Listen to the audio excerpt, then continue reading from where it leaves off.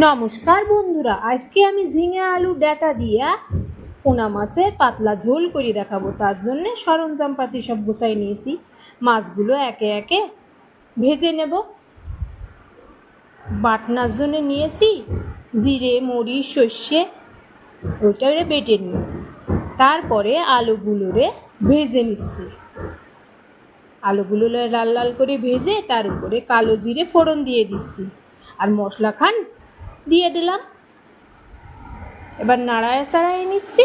তারপরে ঝিঙে দিয়ে দিচ্ছি, ডাঁটা গুঁড়িয়ে দিয়ে দিলাম, দিয়ে ভালো করে নাড়ায় চাড়ায় নিলাম। তারপরে লবণ দিলাম, দিয়ে দিচ্ছি হলুদের গুঁড়ো, আর একটু রঙের জন্য কাশ্মীরি লঙ্কার গুঁড়ো দিয়ে ফাইন করিয়ে নাড়ায় চাড়ায় নেব। এবার ওপর থেকে গরম জল দিয়ে দিচ্ছি,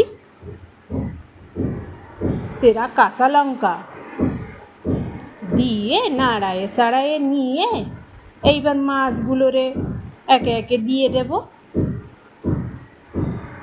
এইরকম করে পাতলা ঝিঙের ঝোল খেয়ে দেখো বন্ধুরা, খুব ভালো লাগে।